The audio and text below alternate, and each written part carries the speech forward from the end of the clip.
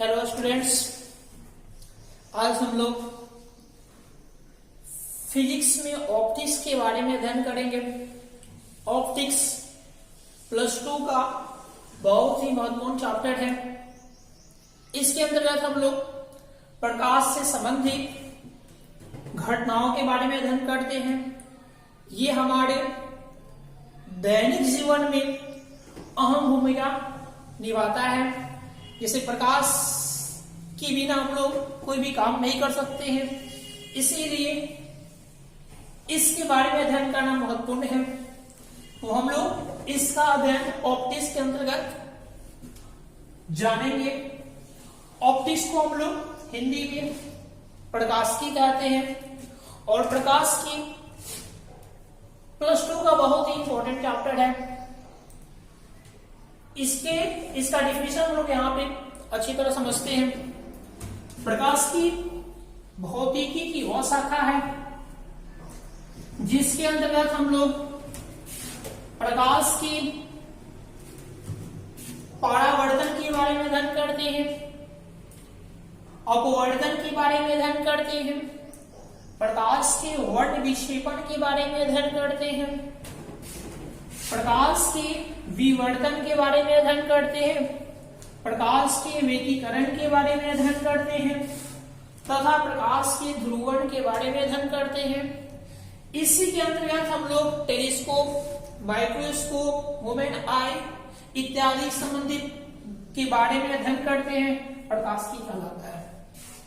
इसको मुख्यतः दो भागों में बांट दिया गया है। पहला आता है रे ऑप्टिक्स।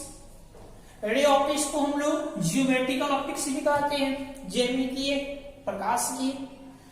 रे ऑप्टिक्स को हिंदी में किरण प्रकाशिकी कहते हैं, किरण प्रकाशिकी। और दूसरा होता है वेव ऑप्टिक्स।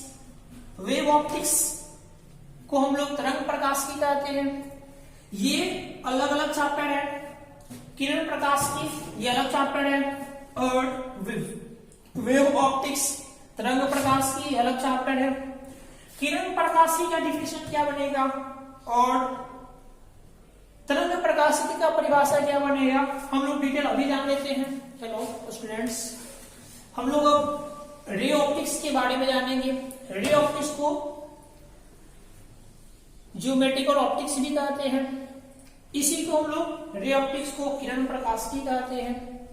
इसके अंतर्गत हम लोग किन किन टॉपिकों के बारे में अध्ययन करेंगे यहाँ पे ऑलरेडी हम लोग लिख चुके हैं। जैसे प्रकाश की वह शाखा, ये प्रकाशिकी की वह शाखा जिसके अंतर्गत प्रकाशिकी की वह शाखा जिसके अंतर्गत प्रकाश के परावर्तन के बारे में जानेंगे, यानी रिफ्लेक्शन ऑफ लाइट के बारे में जानेंगे, अपवर्तन के बारे में जानेंगे, रिफ्रैक्शन ऑफ लाइट के बारे में जानेंगे, वर्ण विक्षेपण के बारे में जानेंगे, डिस्पर्शन ऑफ लाइट के बारे में जानेंगे प्रकाश के, तथा मानव नेत्र के बारे में, ह्यूमन आई के बारे में इत्यादि संबंधित के बारे में अध्ययन करना ही रे ऑप्टिक्स या किरण प्रकाशिकी कहते हैं। किरण प्रकाशिकी को ही हम लोग ज्यामितीय प्रकाशिकी कहते हैं। इसी को जियोमेट्रिकल ऑप्टिक्स के नाम से जाना जाता है। इसका एक अलग हम लोग का चैप्टर्स है।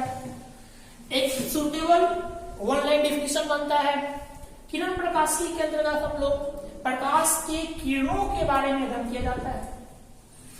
एक लाइन का डिफिनेशन अगर देना चाहते हैं तो रे ऑप्टिक्स के यानी किरण प्रकाशिकी में हम लोग प्रकाश को किरणों के बारे में, केवल किरण के बारे में अध्ययन करना किरण प्रकाशिकी कहलाता है। अब हम जानेंगे वेव ऑप्टिक्स के बारे में। वेव ऑप्टिक्स को हम लोग तरंग प्रकाशिकी कहते हैं।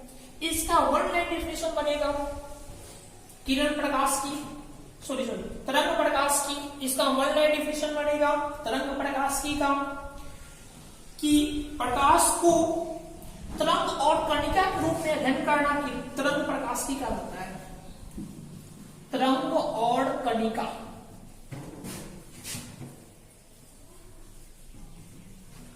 वेव और पार्टिकल्स के बारे में अध्ययन करना वेव ऑप्टिक्स कहलाता है। इसका एक और डिफिनेशन आपके सामने लिखा हुआ है। प्रकाशिकी की वह शाखा जिसके अंतर्गत हम लोग प्रकाश के ध्रुवण के बारे में जानेंगे, पोलराइजेशन ऑफ लाइट इसको इंग्लिश में कहते हैं। विवर्तन के बारे में जानेंगे, डिफ्यूजन ऑफ लाइट के बारे में जानेंगे, व्यतिकरण के बारे में जानेंगे। विवर्तन हो गया, व्यतिकरण हो गया, इसको हम लोग इंटरफेरेंस ऑफ लाइट कहते हैं इंग्लिश में। इससे संबंधित इत्यादि के बारे में अध्ययन करना हम लोग वेव ऑप्टिक्स या किरण प्रकाशी कहते हैं। अब हम लोग जाने वेव ऑप्टिक्स कहते हैं, तरंग प्रकाशी कहते हैं। अब हम लोग जानेंगे डिटेल रे ऑप्टिक्स के बारे में। हेलो स्टूडेंट्स, अब हम लोग 12th के सेकेंड बुक का पहला चैप्टर पढ़ेंगे जो किरण प्रकाश की है आपका। इसको हम लोग रे ऑप्टिक्स कहते हैं। एनसीईआरटी बुक है, एनसीईआरटी बुक का सेकेंड बुक है, चैप्टर 9 है वो, उसमें रे ऑप्टिक्स एक चैप्टर है। रे ऑप्टिक्स चैप्टर के अंतर्गत हम लोग पहला टॉपिक पढ़ेंगे रिफ्लेक्शन ऑफ लाइट के बारे में। रिफ्लेक्शन ऑफ लाइट, इसको हिंदी में प्रकाश का परावर्तन कहते हैं। प्रकाश के परावर्तन के बारे में हम लोग जानेंगे आज। इससे संबंधित घटना के बारे में आज पूरा हम लोग डिटेल अध्ययन करेंगे। प्रकाश के परावर्तन होता क्या है, सबसे पहले हम लोग डेफिनेशन जानते हैं करेंगे। जब प्रकाश की किरण किसी अपारदर्शक पदार्थ से टकराकर पुनः पहले ही माध्यम में वापस लौटने की घटना को प्रकाश का परावर्तन कहते हैं। एक वर्ड हम लोग यूज किए हैं, अपारदर्शक पदार्थ। इसका अर्थ होता है वैसा पदार्थ जिससे प्रकाश आर पार नहीं करे, उस तरह के पदार्थ को अपारदर्शक पदार्थ कहते हैं। तो इसका डिफिनेशन बना, जब प्रकाश की किरण किसी अपारदर्शक पदार्थ से टकराकर पुनः पहले माध्यम में वापस लौट जाए, इस घटना को ही हम लोग प्रकाश के परावर्तन के नाम से जानते हैं। इस परावर्तन मुख्यतः दो प्रकार के होते हैं। टाइप्स ऑफ रिफ्लेक्शन, परावर्तन के प्रकार। परावर्तन होता है रेगुलर रिफ्लेक्शन, दूसरा होता है इरेगुलर रिफ्लेक्शन। रेगुलर रिफ्लेक्शन को हिंदी में हम लोग नियमित परावर्तन कहते हैं और इरेगुलर रिफ्लेक्शन को हम लोग अनियमित परावर्तन कहते हैं। एक्चुअली हम लोग को नियमित परावर्तन के बारे में पढ़ना है, इसके बारे में हम लोग जानेंगे। इसके बारे में पूर्ण रूप से अध्ययन हम लोग नहीं करेंगे क्योंकि ये अनियमित परावर्तन है। इसीलिए सबसे पहले हम लोग पढ़ेंगे रेगुलर रिफ्लेक्शन के बारे में जानेंगे और उसके बाद हम लोग इरेगुलर रिफ्लेक्शन के बारे में जानेंगे। हम लोग जानेंगे रेगुलर रिफ्लेक्शन के बारे में, रेगुलर नियमित परावर्तन, और यहाँ पे इरेगुलर रिफ्लेक्शन के बारे में और नियमित परावर्तन।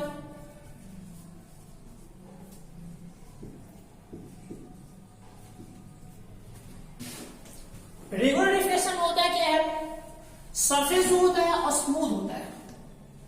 जब सरफेस स्मूथ होता है, जैसे मान लीजिए कि यह स्मूथ सरफेस हो गया, या आप मिरर ले सकते हैं। जब प्रकाश की किरण इस पे आएगा और यहाँ पे टकराएगा, ये तो ऑलरेडी पॉलिश किया हुआ है, सतह स्मूथ भी है, एक साइड से पॉलिश है, एक साइड से पॉलिश नहीं है। जब प्रकाश की किरण आएगा, यहाँ टकराकर वापस ऐसे पहले माध्यम में लौट जाएगा। तो इस स्थिति में अधिकांश प्रकाश की किरण सतह स्मूथ होने के कारण ज्यादा मात्रा में लाइट रिफ्लेक्ट करता है या परावर्तित होकर वापस चला जाता है। आएगा और टकराकर अधिकांश प्रकाश की किरण वापस लौट जाता है। ऐसे आएगा, टकराएगा और अधिकांश प्रकाश की किरण वापस लौट जाता है। इसीलिए यहाँ पे रेगुलर रिफ्लेक्शन या इसको हम लोग रेगुलर रिफ्लेक्शन कहते हैं, नियमित परावर्तन कहते हैं। इरेगुलर रिफ्लेक्शन होता है क्या है, यहाँ पे रफ सरफेस होता है। जब सरफेस रफ होता है तो प्रकाश की किरण क्या होता है, जब इस पे पड़ता है तो उस प्रकाश की किरण ये सतह अवशोषित कर लेता है, और या फिर जब प्रकाश की इस पे पड़ता है तो अनियमित रूप से रिफ्लेक्शन होता है, यूनिफॉर्म नहीं हो पाता है। जैसे यहाँ से प्रकाश की किरण आया, यहाँ पड़ा और ऐसे गया, फिर यही प्रकाश की किरण पहला लाया, ऐसे आया, फिर ऐसे चला गया, फिर ऐसे प्रकाश की किरण आया, फिर ऐसे चला गया। तो यहाँ पे पार्टिकुलर डायरेक्शन में रिफ्लेक्शन की घटना नहीं घटता है, इसीलिए अनियमित परावर्तन ये हुआ और ये आपका नियमित परावर्तन हुआ। अब हम लोग नियमित परावर्तन के बारे में जानेंगे। हम लोग जानेंगे रेगुलर रिफ्लेक्शन के बारे में, रेगुलर नियमित परावर्तन, और यहाँ पे इरेगुलर रिफ्लेक्शन के बारे में और नियमित परावर्तन।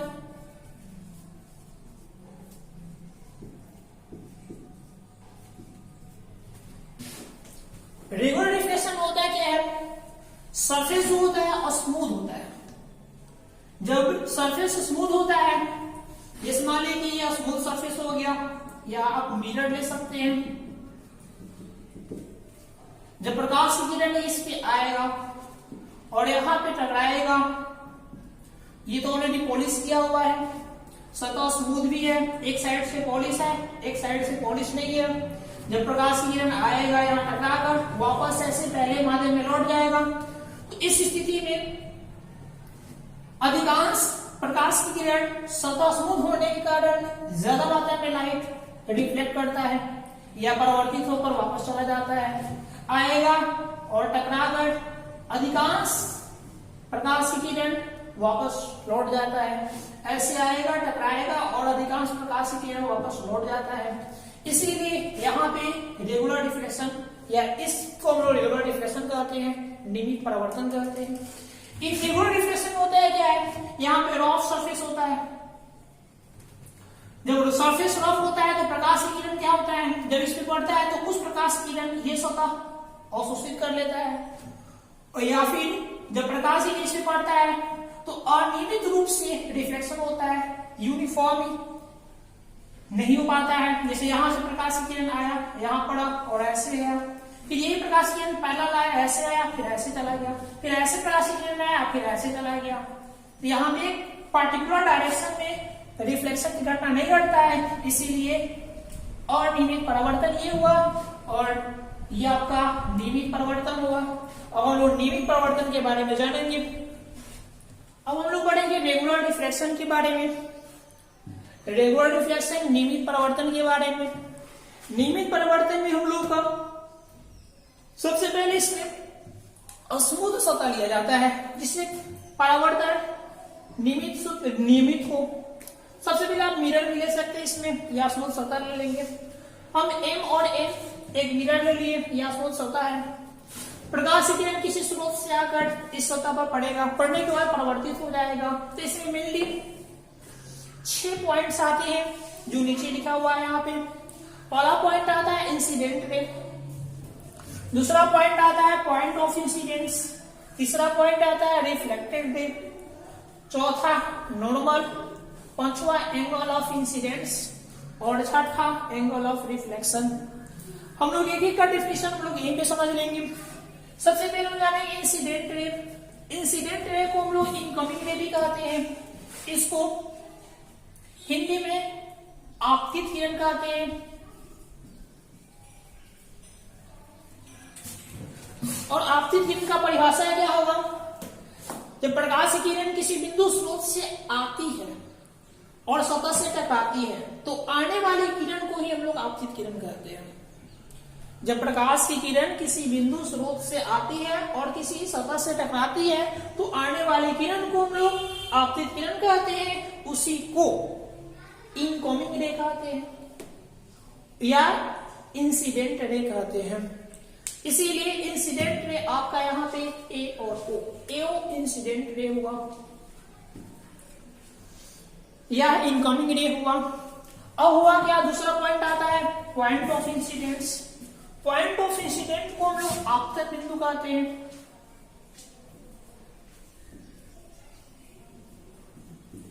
अब हम लोग आपतन बिंदु के बारे में जानेंगे। आपतन बिंदु किसे कहते हैं, तो आपतित किरण सतह के जिस बिंदु पर मिलती है, आपतित किरण सतह के जिस बिंदु पर मिलती है उस बिंदु का नाम पॉइंट ऑफ इंसिडेंस है। उसी को हम लोग आपतन बिंदु हिंदी में कहते हैं। यहाँ पे आपका पॉइंट ऑफ इंसिडेंस O है, इसीलिए इसका परिभाषा बनेगा आपतित किरण सतह के जिस बिंदु पर मिलती है उस बिंदु को आपतन बिंदु कहते हैं। अब हम लोग का तीसरा पॉइंट आता है रिफ्लेक्टेड रे। इसको हम लोग परावर्तित किरण कहते हैं। परावर्तित किरण किसे कहते हैं? तो आपतित किरण आपतन बिंदु से टकराकर जाने वाली किरण को हम लोग परावर्तित किरण कहते हैं। तो जाने वाली किरण O से B है, इसीलिए OB रिफ्लेक्टेड है, या परावर्तित किरण कहेंगे, इसीलिए OB परावर्तित किरण है यहाँ पे। इसी का एक और नाम है, इसको आउटगोइंग रे कहते हैं। ये इनकमिंग रे हुआ, ये आउटगोइंग रे हुआ, इसी को हम लोग रिफ्लेक्टेड रे कहते हैं, इसको हम लोग इंसिडेंट रे कहते हैं। और चौथा पॉइंट आता है हम लोग का नॉर्मल। नॉर्मल को हिंदी में अभिलंब कहते हैं।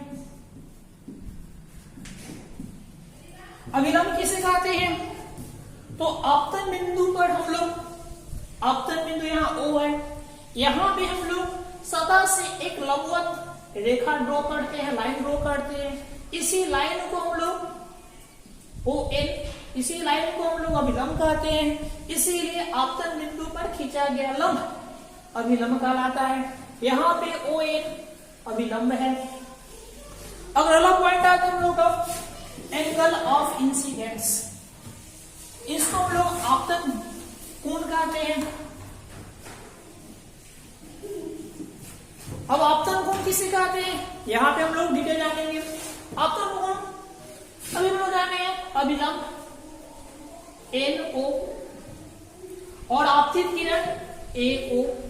इसका परिभाषा बनता है आपतित किरण और अभिलंब दोनों के बीच के कोण को, आपतित किरण और अभिलंब दोनों के बीच के कोण को हम लोग आपतन कोण कहते हैं। इसे संक्षेप में I द्वारा सूचित करते हैं। दूसरा पॉइंट आता है एंगल ऑफ रिफ्लेक्शन। इसको परावर्तन कोण कहते हैं।